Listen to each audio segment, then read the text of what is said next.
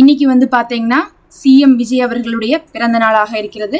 ஏதாவது ஸ்கீம்ஸ் எல்லாம் அறிவிப்பாங்களான்னு சொல்லிட்டு பெரிய எதிர்பார்ப்பை கொடுத்துருக்கு இன்னைக்கு இருக்கு. ஏன்னா பொதுவாக இந்த மாதிரி வந்து சிஎம் உடைய பர்த்டே அந்த மாதிரிலாம் இருந்தால் வந்து அறிவிப்பாங்க. நம்மளது அதில் முக்கியமாக என்ன அறிவிப்பை வந்து எல்லாரும் எதிர்பார்க்குறாங்கன்னா மகளிர் உரிமை தொகையை பற்றி வந்து எதிர்பார்க்குறாங்க. ஏன் மகளிர் உரிமை தொகையை எதிர்பார்க்குறாங்கன்னா உங்களுக்கே தெரியும், மகளிர் உரிமை தொகை அப்படிங்கிறது ரொம்ப வந்து இந்த எலெக்ஷன் கேம்பெயின்லேயே ரொம்ப முக்கியமாக இருந்த ஒரு விஷயம். அதை தான் மாற்றி மாற்றி என்ன பண்ணாங்க, ஏற்றிட்டே போனாங்க. 1000 ரூபாவா அவங்க 2000 ரூபாண்டாங்க, 2000 ரூபாவா இவங்க 2500 ரூபாண்டாங்க.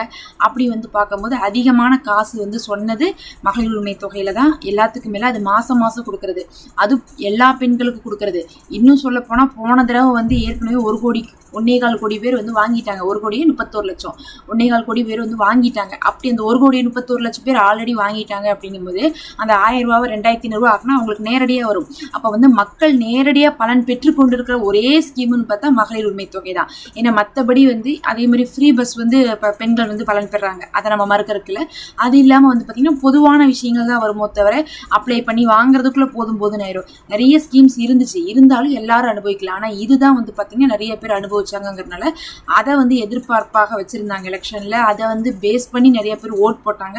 ஏன்னா வருஷத்துக்கு 30,000 ரூபா வருது, 2500 ரூபா கொடுத்தா. அப்போ வருஷத்துக்கு நமக்கு 30,000 ரூபா வருதுன்னா 5 வருஷம் ஆட்சியில் நமக்கு 1,50,000 ரூபா கொடுக்க போறாங்க. அப்படிங்கறதுக்காகவே நிறைய பேர் வந்து என்ன பண்ணாங்க, இதுல வந்து இறங்கினாங்க.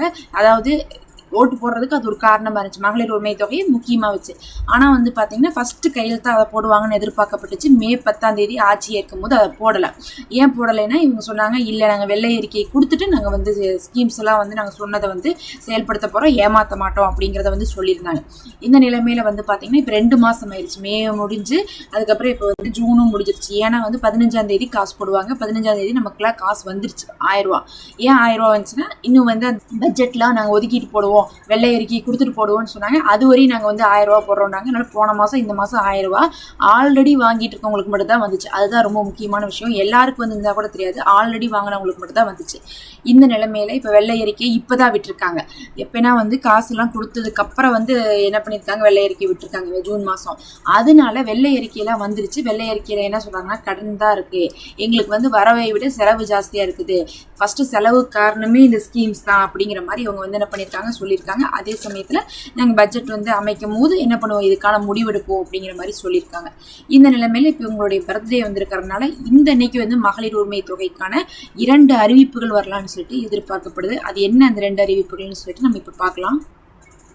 அதில் முதல் அறிவிப்பு என்னன்னா, புதுசாக அப்ளை பண்ணக்கூடியவங்களை வந்து அப்ளை பண்ணுறதுக்கான ஃபார்ம் வெளியிடுறதுக்கான வாய்ப்புகள் இருக்குன்னு சொல்லப்படுது. புதுசாக அப்ளை பண்ணுறவங்கன்னா உங்களுக்கே தெரியும், அதாவது வந்து 21 வயசுலேருந்து 60 வயசு வரை இருக்கிறவங்க தான் மகளிர் உரிமை தொகைக்கு எலிஜிபிள். அதில் வந்து 2 கோடி பேர் வராங்க. ஆனால் இதுவரை நம்ம வந்து கொடுத்துட்டு இருக்கிறது 1.25 கோடி தான், மிச்சம் 3/4 கோடி மக்கள் கேட்டுட்டு தான் இருக்காங்க. அதனால அந்த புதுசாக கொடுக்கக்கூடியவங்களுக்கு நாங்கள் ஃபார்ம் விடுறோம் அப்படின்னு சொல்லியிருந்தாங்க. அப்போ வந்து ஃபார்ம் விடுறதுக்கான வாய்ப்புகள் இன்னைக்கு இருக்குன்னு எதிர்பார்க்கப்படுது. ஏன்னா வந்து நாங்கள் மறுபரிசீலனை பண்ணிட்டு இருக்கோம், பேசிட்டு இருக்கோம், நாங்கள் விட தான் போகிறோம் அப்படிங்கிறத சொல்லியிருந்தாங்க. கடைசிக்கு அப்படி விடும்போது என்ன ஆகுனா, அடுத்த மாசத்துலேருந்து இந்த 1000 ரூபாவை அவங்களும் சேர்ந்து வாங்குவாங்க. அதாவது போன மாதம் இந்த மாதம் யாரெல்லாம் 1000 ரூபா வாங்கினாங்களோ அது இல்லாமல் அப்ளை பண்ணாமல் இருக்கிறவங்களும் சேர்ந்து அடுத்த மாதம் 1000 ரூபா வாங்குவாங்க. அப்போ வந்து 2500 ரூபா ஆகுதோ இல்லையோ, அது பொறுமையாக ஆகும். அதுக்குள்ளேயே என்ன ஆகும், எல்லாருமே வாங்கும் போது என்ன ஆகும்னா, சரி நமக்கும் கிடச்சிருச்சு அப்படிங்கிறதுல வந்து மக்கள் திருப்தி அடைவாங்க. அதனால இந்த புது ஃபார்மை விடுவாங்கன்னு ரொம்ப எதிர்பார்ப்பு இன்னைக்கு கிரியேட் ஆயிருக்கு. ஏன்னா வந்து விடுறேன்னு சொல்லியிருந்தாங்க, ஆனால் இன்னைக்கு விடுறேன்னு சொல்லிட்டு தெளிவாக சொல்லலை. அவங்க வந்து நாங்கள் மறுபரிசீலனை பண்ணிட்டு இருக்கோம், சீக்கிரமாக விட போகிறோம், ஆள் சேர்த்த போகிறோம்னு சொன்னாங்க. ஆனால் அது என்னைக்குன்னு சொல்லலை. அதனால வந்து இன்னைக்கு சிஎம் பர்த்டே அன்னைக்கு இன்னைக்கு நைட்டுக்குள்ள அந்த ஒரு அறிவிப்பு வரும்னு எதிர்பார்க்கப்படுது.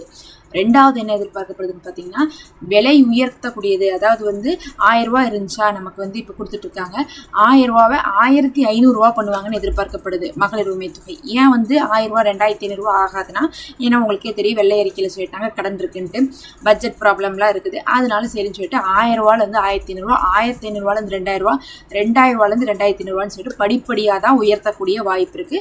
அதனால 1000 ரூபாலேருந்து 1500 ரூபா உயர்த்தலாம் அப்படின்னு சொல்லிட்டு எதிர்பார்க்க. இதை வந்து கவர்மெண்ட் சைட்ல இருந்துமே சொல்லிட்டு தான் இருந்தாங்க, நாங்கள் உயர்த்த போறோம் அப்படிங்கிற மாதிரி சொல்றாங்க.